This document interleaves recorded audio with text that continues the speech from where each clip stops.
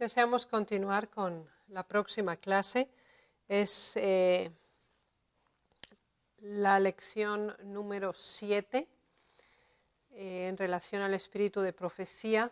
Y si habíamos cerrado el tema en relación al Antiguo y el Nuevo Testamento, ahora queremos introducirnos de hecho en la historia adventista y el modo en que el espíritu de profecía y el aspecto profético estaba directamente relacionado con este movimiento que el Señor mismo llamó.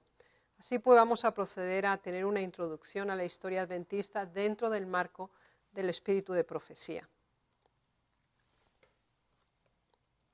Vamos a considerarlo en diversas etapas y tenemos esta primera que corresponde a los años 1831 a 1844, donde la comprensión de las profecías adquiere una comprensión de las más extensas.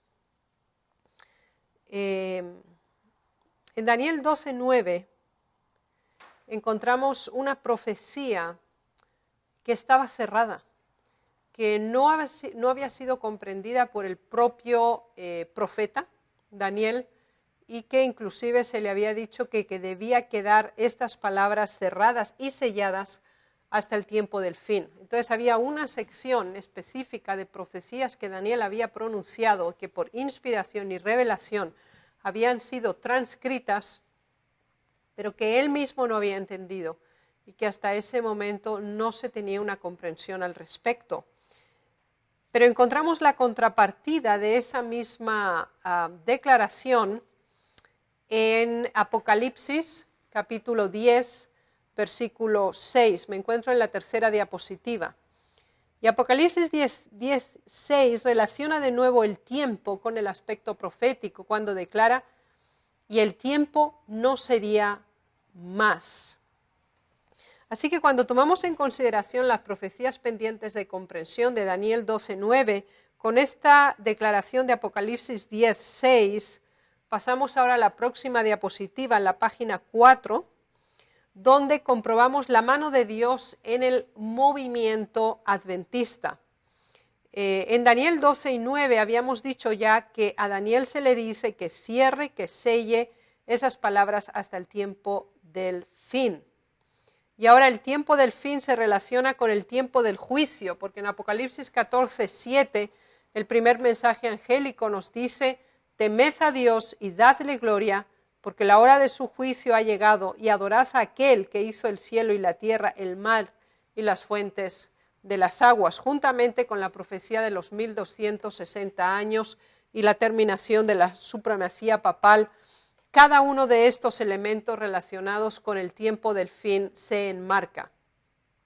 Nos encontramos precisamente en el contexto profético, cronológico de la iglesia de Filadelfia, en Apocalipsis 3, versículos 7 y 2, relacionado con Apocalipsis 10, y ya hemos establecido la relación con Daniel 12 en cuanto al ángel con el librito.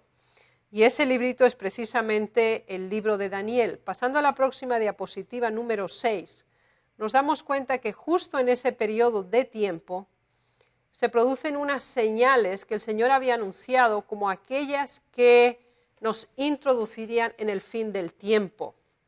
Tenemos en noviembre de 1833 la caída de las estrellas, también en noviembre de 1833 las masas de fuego. Mateo 24, 29 al 33 teníamos esas señales de los tiempos, en Joel 3 estas masas de fuego. Así que la base del cómputo de ese tiempo que había sido anunciado, el sistema anual y el fin de la independencia turca, demuestra un contexto profético que nos enmarca precisamente en ese último tiempo del fin. Y ahora tenemos una personalidad que es Guillermo William Miller. Nacido en 1782, fue juez de paz y jefe de policía. Inicialmente compartía la filosofía deísta, es decir, él creía que sí existía Dios, pero existía en el cielo en algún lugar, y los asuntos humanos se desarrollaban por sí mismos y cada uno era responsable de sus actos. Dios no intervenía en el desarrollo de la historia de la humanidad. Sin embargo, un día le tocó hacer un sermón en la iglesia bautista y lo hizo estudiando Isaías 53. Y ese fue un momento el punto de partida de su vida y de comprender a Dios como un Dios personal, como un Salvador personal. Y de 1816 a 1818 se dedica en estos 2 años a estudiar sistemáticamente la Biblia, únicamente la Biblia y una concordancia, solamente estos 2 elementos de estudio. Y a partir de estos estudios llega a la conclusión de que las profecías bíblicas constituyen un sistema de verdades y que están relacionados con el tiempo, con un cómputo profético. Por lo tanto, en 1822 él procede a realizar una confesión de fe escrita que contraproducía su filosofía deísta anterior. Y ya en 1824, en el círculo de familia y de amigos, empezó a compartir la comprensión que estaba teniendo de la Biblia, especialmente en el tema dedicado a Daniel 8 y los capítulos anteriores. Así que la primera predicación pública la hace el segundo domingo de agosto de 1831 en Dresden sobre Daniel 7. Y este estudio le llevó a desarrollar toda una serie de predicaciones desde el 31 hasta el 34, y desde 34 al 39 se compiló un libro que contenía 800 conferencias explicativas fundamentalmente del libro de Daniel.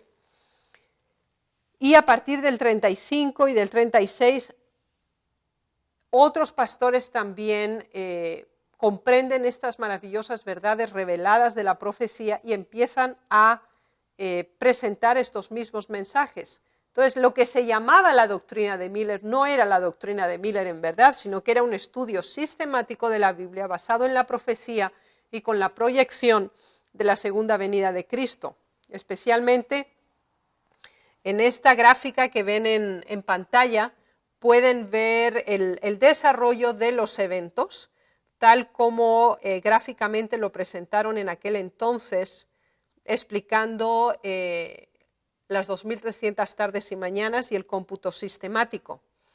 Aquí tenemos todavía otras gráficas diferentes calculando el calendario judío en relación a la sincronía y la relación del séptimo mes en cuanto al calendario judío y al calendario gregoriano y el cómputo de los días de puesta de sol a puesta de sol.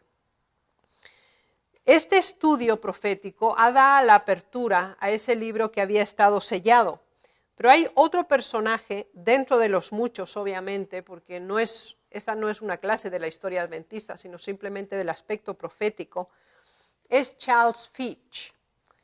Este señor, Carlos Fitch, hermano, él era un pastor de la iglesia presbiteriana y él hizo un aporte fundamental al movimiento adventista por diseñar y enmarcar correctamente las profecías tanto de Daniel como de Apocalipsis, es decir, las 7 iglesias, los 7 sellos, las 7 trompetas, las 2300 tardes y mañanas, los 1290 años, los 1260 años y los 1335 años. O sea que dentro de ese contexto tienen en pantalla aquí este mural profético que desveló el libro de Daniel y desveló el libro de Apocalipsis y le dio una proyección increíblemente poderosa al mensaje adventista. La preparación para la segunda venida de Cristo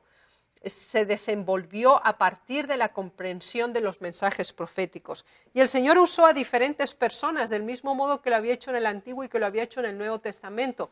Ahí que tenemos a Miller, que el Señor le inspira y le revela la comprensión correcta de Daniel 8:14. Tenemos a Fitch, que llega a la comprensión de las trompetas, del cumplimiento de cada una de esas fases fundamentales y los sintetiza ahora en ese mural gráfico a nivel profético. Pero ¿qué ocurre? Todo ese movimiento, toda esa gran verdad profética que ahora llega al mundo religioso y que de algún modo perturba los cánones o la estructura que se había establecido en las iglesias protestantes, produce una separación. Hubo una salida en masa en el año 1843 de aproximadamente 100.000 personas como resultado de un artículo de Charles Fitch acerca de la segunda venida de Cristo, enmarcando las señales de los tiempos, las profecías de Daniel, las profecías de Apocalipsis, y producen un gran movimiento. Es la revelación de la profecía, el don profético de nuevo en cumplimiento en su proceso de revelación. Dentro de ese contexto se enmarca ahora la fecha de la venida de Cristo, y aquí se produce un dilema entre estos grandes hombres que habían presentado la verdad. Tenemos a los mileritas, que anunciaban para el 21 de marzo de 1844, mientras para los seguidores de Snow, que obviamente inicialmente también era un milerita, que de acuerdo a la sincronología del calendario declaró que sería la venida de Cristo en otoño de 1844. Así que se produjeron dos movimientos: el milerista, que confirmaba que sería en marzo de 1844 la venida de Cristo, mientras que el movimiento que se denominó del séptimo mes declaraba que la segunda venida de Cristo sería en otoño de 1844. Y toda esta diversidad de comprensión dependía de la comprensión que se daba al fin del calendario judío. Así que en ese sentido, después de esa primera decepción, se produjo una reestructuración y se llegó a poner una segunda fecha, que esa sería entonces el 22 de octubre de 1844, como conclusión de las 2300 tardes y mañanas. Después de estas correcciones, considerando esta fecha como la propia y habiendo fallado la razón por la cual tenía que cumplirse esta profecía, lo cual fue un error doctrinal, por asumir como verdad algo que Dios no había revelado. Y fíjense qué interesante, porque aquí tenemos dos elementos. Tenemos la comprensión de las 2300 tardes y mañanas, aduciendo que en 1844 se produciría la segunda venida de Cristo. La profecía de las 2300 tardes y mañanas era correcta, era dada por Dios. La fecha del 22 de octubre de 1844 era correcta. El error se produce en la interpretación del evento que tenía que suceder. Así que el don profético era correcto. La interpretación que se dio, no basada en el conjunto de las verdades. Y aquí se cometió el error precisamente, porque recuerdan, decíamos siempre que el principio del don de profecía es la complementariedad. Entonces, si estamos hablando del santuario, había que estudiarlo dentro del contexto del santuario, pero no se hizo, se aisló el resultado de la profecía, aceptando como verdad una verdad que era reconocida a nivel dogmática sin prueba bíblica, diciendo que el santuario era la tierra, y por eso se deducía que Cristo venía. Entonces, ¿qué es lo que ocurre a consecuencia de este error de aplicación del hecho? Se producen básicamente tres grupos diferenciados de personas.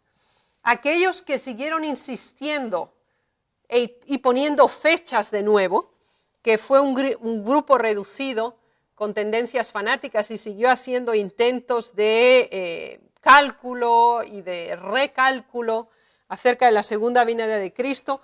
Quedó un grupo principal que volvió a sus iglesias originales de distintas procedencias protestantes, pero quedó una minoría reducida que seguiría estudiando y reconociendo que la profecía es correcta, revisando cada uno de los datos y comprendiendo que era correcto y llegando a la conclusión del error, por inspiración del Señor, por revelación del Señor.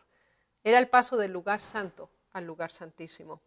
Parte de estos estudiantes fueron Bates, Edson, White, James y Helena Harmon en ese tiempo. Así que estos pioneros que eliminaron la doctrina que se consideraba verdad, de que la tierra era el santuario, y volvieron a reconsiderar, estudiando solo Biblia con Biblia, versículo con versículo, colocando en el contexto de la complementariedad del espíritu de profecía, esta profecía, llegaron a la conclusión correcta. Y a partir de ahí se conforma la iglesia adventista más tarde. Así que, siguiendo dentro de esa dinámica, ahora habían tenido la comprensión correcta de una profecía que es la mayor cadena profética de las Sagradas Escrituras, que son las 2300 tardes y mañanas. Ahora encontramos a Bates, que había sido un personaje significativo en el movimiento millerista, pero que también recibió aportes del estudio de las Sagradas Escrituras, y especialmente a través de él, el sábado forma ser parte del cuerpo doctrinal de este movimiento adventista. Encontramos que a través de Bates se introduce el sábado. El Señor usa toda una cadena de acontecimientos y de personajes. Aquí en la pantalla pueden ver que es Rachel Oakes Preston la que, por estudio de la Biblia y a través de otros, comprende que el sábado es el día que hay que guardar, es el día en que hay que adorar a Dios. A su vez lo presenta a Wheeler, que sería el primer pastor adventista, el primero que, aceptando la segunda venida de Cristo, también aceptó el sábado. Y ahora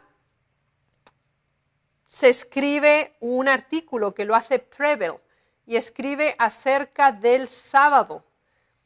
Y Bates lee en marzo este artículo acerca del sábado, y de esa manera se introduce el mensaje del sábado. Así que ya tenemos la claridad de las 2300 tardes y mañanas, tenemos la inserción del sábado, y la comprensión correcta de que Cristo pasó del lugar santo al lugar santísimo y el santuario, lo debemos a la revelación divina en forma de una visión, de nuevo.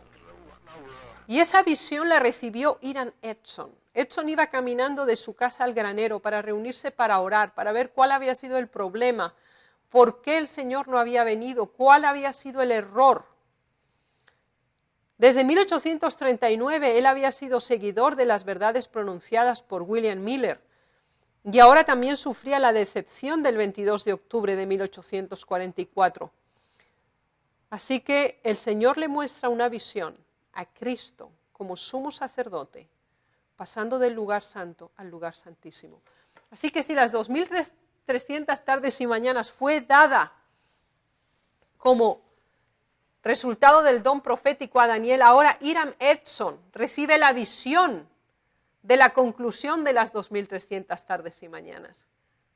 Y ahora él ve, el Señor se lo muestra, Cristo con el ropaje de sumo sacerdote pasando del santo al lugar santísimo. Así que esta visión, siendo Hiram Edson ungido por el Espíritu Santo, recibe la comprensión de esta verdad. Y escriben e investigan sobre esto Hiram Edson, Hahn y Crozier, y escriben en una revista acerca de la doctrina del santuario. Así que de este modo comprendemos. En pantalla ustedes lo pueden ver, ven a Hiram Edson caminando por un campo de cultivo de maíz y él ve la visión. Y esto da una perspectiva totalmente diferente del por qué, del cuándo y el cómo de la conclusión de las 2300 tardes y mañanas y del hecho que iba a realizarse en 1844. Así que Apocalipsis 10, 9 al 10, el librito que es dulce a paladar y amargo en el estómago, ahora es revelado en forma completa. Y este mensaje es aceptado por James White. Él había aceptado ya los mensajes de la segunda venida de Cristo. Él mismo había predicado acerca de la venida de Cristo, había sido ordenado al ministerio ya en el año 1843.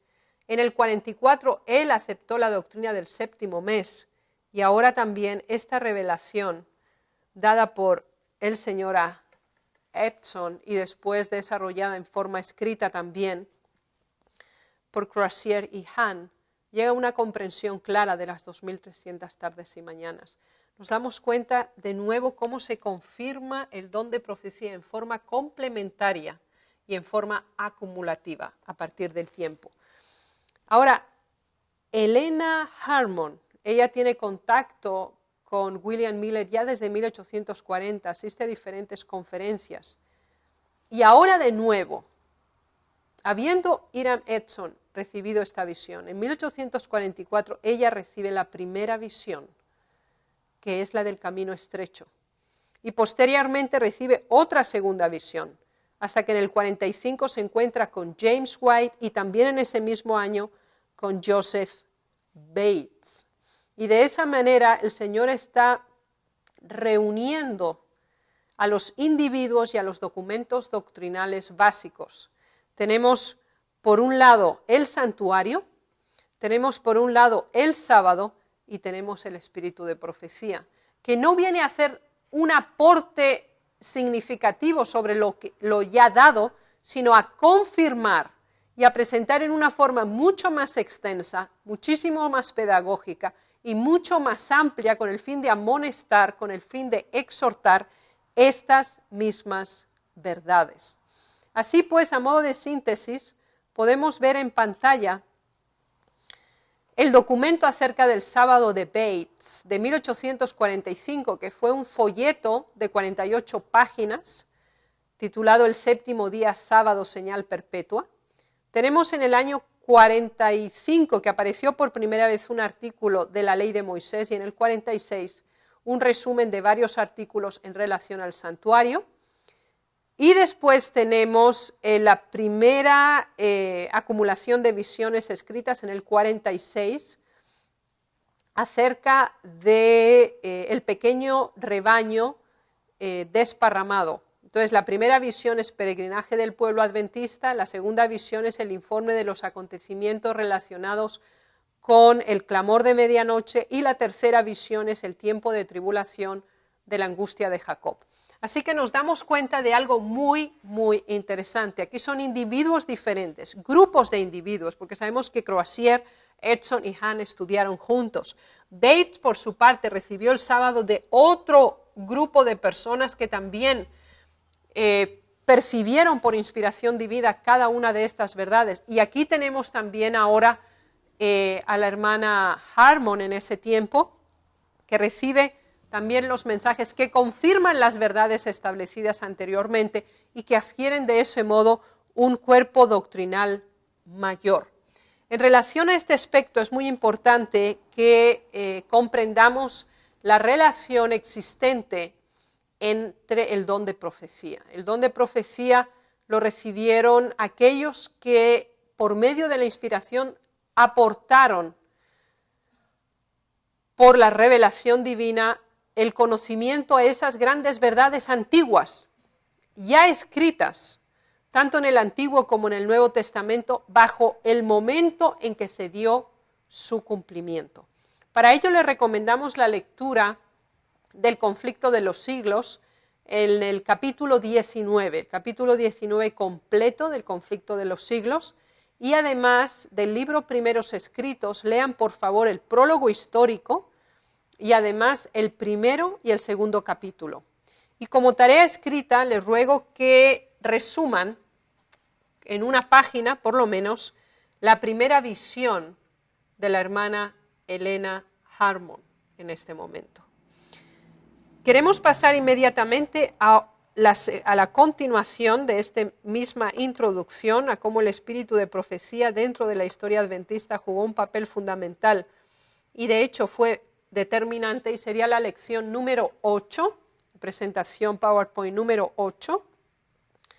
Y vamos a pasar directamente a nuestra segunda diapositiva y tratar ahora el periodo de 1844 a 1860, donde tenemos el desarrollo de las verdades fundamentales del movimiento adventista y todas ellas como resultado del cumplimiento de las profecías. Primero tenemos la consolidación de la doctrina a partir del estudio de las profecías de Daniel y de Apocalipsis, y todas ellas puestas en conjunto, colocados en gráficas. ¿Recuerdan lo que mencionamos del profeta que se le decía, escríbelo y ponlo en tablillas para que lo lean? Eso se cumple precisamente en el movimiento adventista, que tanto Fitch en su gran mural profético como posteriormente en todas las diagramaciones que se hicieron, se colocaban todas las profecías en conexión. Ya no están más en una forma aislada, sino que están complementariamente estipuladas. Tenemos a las 7 iglesias, tenemos los 7 sellos, tenemos las 7 trompetas, tenemos los 1260 años, tenemos los 1290 años, tenemos los 1390 años, tenemos las 2300 tardes y mañanas dentro del gran paquete, tenemos Daniel 2, tenemos Daniel 7, todo correctamente vinculado entre sí, como esta gráfica que ven y que van a ver aquí a continuación. Entonces, cada uno de esos eventos proféticos son colocados en el debido orden y están intensamente relacionados entre sí.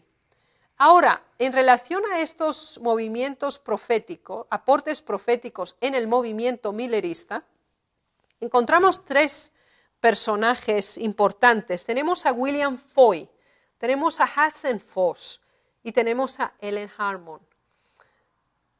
Antes que Ellen Harmon recibiera el don de profecía, lo recibieron 2 personajes más.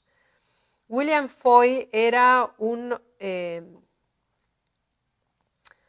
afroamericano libre que residía en los estados del norte, pero por el hecho de ser de color, él tenía graves problemas para presentar el mensaje, así que finalmente no hizo el comunicado que Dios le dio de transferir las visiones en forma completa que el Señor le había dado.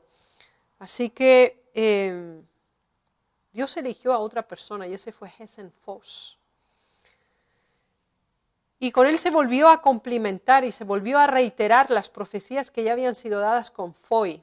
Lamentablemente, él no estuvo a la altura de las verdades y de los mensajes que recibió de Dios. Y ahora un tercer personaje, el Señor llama, y en ese caso es Ellen Harmon, dentro del conjunto de los aportes proféticos en el movimiento millerista. Y básicamente está relacionado con la primera y la segunda visión básica. Así, una vez más, también en el movimiento adventista constatamos esa pluralidad y esa diversidad en el don de profecía. En imagen pueden tener el primer facsímil del libro Una palabra al pequeño redil, que incluía la primera, la segunda y la tercera visión. Escribió la introducción James White y entonces la hermana White redactó las visiones que ella había recibido. La primera es la peregrinaje del pueblo adventista, la segunda es en relación al clamor de medianoche y el tercero en relación a la angustia de Jacob.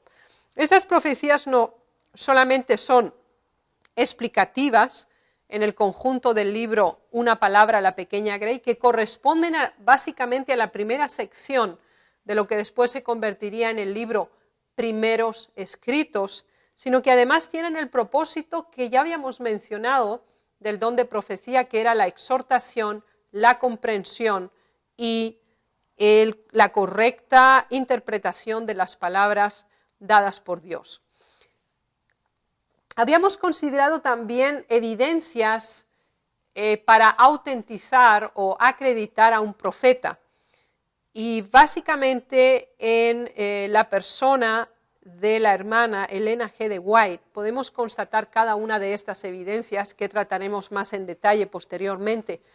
Ahora, en esta imagen donde la vemos sosteniendo una Biblia y marcando versículos, comprobamos una vez más que sus mensajes tenían un carácter fundamentalmente doctrinal y eran doctrinas que ya habían sido confirmadas por las Sagradas Escrituras, por otros individuos que el Señor había elegido dentro de su pueblo. Así que el espíritu de profecía vino para confirmar, para complementar, para extender y para hacer más plausible y comprensivo esos mismos mensajes. Aquí encontramos el trabajo arduo de transcribir las visiones dadas. Y aparece en la primera revista, La Verdad Presente, en julio de 1849. Vemos aquí cómo la hermana White dicta a su esposo las visiones que él transcribe, cómo lo imprimen, y aquí en la segunda imagen los vemos orando por esas revistas, y en una tercera fotografía al hermano James White llevando estas revistas al correo con el fin de que sean distribuidas y las verdades sean conocidas. Ven en imagen aquí el facsímil de esta primera edición de La Verdad Presente del año 1849, que después se convertiría en el nombre de la revista Adventista en el año 1850 y que informaba de las reuniones de conferencias sabáticas que se tenían, las revelaciones que recibía la hermana White a modo explicativo.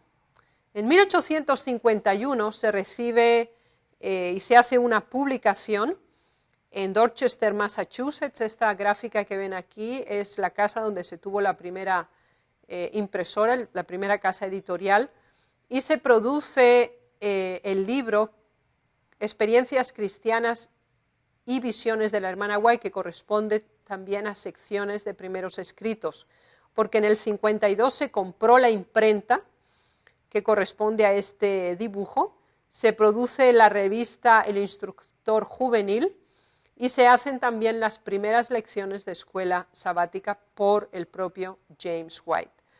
Aquí en imagen vemos una visión que recibió la hermana White acerca de los planetas.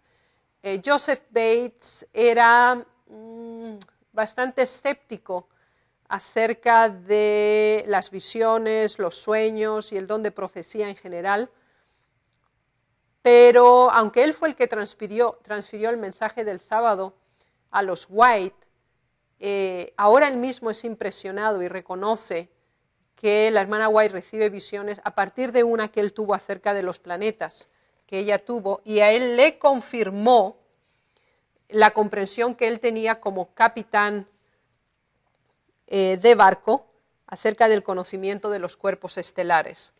Así que las visiones, los mensajes recibidos fueron sistemáticamente publicados. Y en 1851 se produce la primera transcripción grande. Ya habíamos dicho que había habido anteriormente. En el 51, A Sketch of the Christian Experience and Views of Ellen G. White, donde se produce una especie de esquema de la experiencia cristiana, se incluyen las 3 hasta las 5 visiones. En el 54 se hace un suplemento, y eso sería también, siempre estamos en el libro de los primeros escritos, y en el año 55 se hace el primer número de testimonios para la iglesia, en el 56 el número 2, el 57 el número 3, también en el 57 el número 4, y en el 58 aparece el primer volumen de dones espirituales que corresponde a la segunda parte del libro Primeros Escritos. En el 59, Testimonios para la Iglesia, el número 5, en el 60, el segundo volumen de los dones espirituales que después formarían Historia de la Redención y antes también formarían parte de Patriarcas y Profetas, Profetas y Reyes, etc. Nos damos cuenta que en este contexto habíamos analizado básicamente aspectos doctrinales. Ahora, a partir de 1848 también hay mensajes de salud. Recuerden que el espíritu de profecía no se limita únicamente a aspectos netamente doctrinales o a elementos netamente pedagógicos dentro de la transmisión del conocimiento de la verdad, sino también a elementos claramente prácticos que se relacionan con el bienestar y el progreso de la humanidad. Así que en 1844 se dan visiones acerca del tabaco, y otros elementos nocivos, en el 54 acerca de la limpieza y el orden. Así que los mensajes de salud, de higiene, de bienestar público son de gran importancia. Esa dinámica de la transcripción de las visiones ya lo habíamos constatado en el Antiguo y en el Nuevo Testamento, y por eso nosotros tenemos la Biblia, que es el resultado de la transcripción de los mensajes dados por revelación. Ahora, se continúa transcribiendo todos los mensajes recibidos. En 1888 el gran conflicto, en el 89 Testimonios volumen 5, en el 90 la temperanza cristiana, en el 92 el camino a Cristo y obreros evangélicos, en el 94 la educación cristiana, en 1896 el discurso maestro de Jesucristo, en 1897 testimonios especiales sobre la educación, en 1898 el deseado de todas las gentes, en 1900 consejos sobre la obra de escuela sabática y el volumen 6 de testimonios para la Iglesia, en 1902 el colportor evangélico y el volumen número 7 de testimonios para la Iglesia, en 1902 el testimonio volumen 8, en 1903 el libro La Educación, en 1905 el Ministerio de Curación, en 1909 el volumen 9 de Testimonios para la Iglesia, en 1911 los Hechos de los Apóstoles, en 1913 Consejos para maestros, padres y alumnos. Al leer esta lista, considerando todas las obras que se habían escrito anteriormente, es un auge y un impulso tan increíble de conocimiento y de verdades reveladas por Dios directamente a su pueblo, como complemento, como adición, como explicación de las propias Sagradas Escrituras. Así que estas maravillosas verdades fueron dadas en un periodo de tiempo, en una forma extensa, amplia, profunda y altamente rica en conocimiento. Y precisamente en eso empezaremos a dar las clases próximas que seguiremos. Pero antes de eso, deseo que por favor lean en el libro Notas biográficas de la hermana Elena G. de White los capítulos 1 hasta el capítulo 16. Y en el libro Espíritu de Profecía, den lectura por favor a las páginas 52 hasta la página 60. Y como labor escrita, le pido que establezcan la relación entre las verdades doctrinales y las visiones.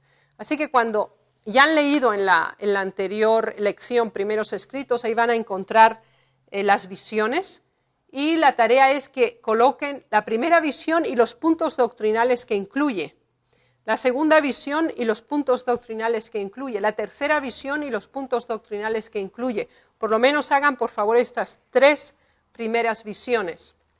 Y después de que han localizado los puntos doctrinales que existen, en una tercera columna deben colocar la base bíblica de esa explicación doctrinal. Es decir, cuando habla de los 144.000, directamente Apocalipsis 7, etc. Entonces, esa es la idea. Primero, localizan las visiones.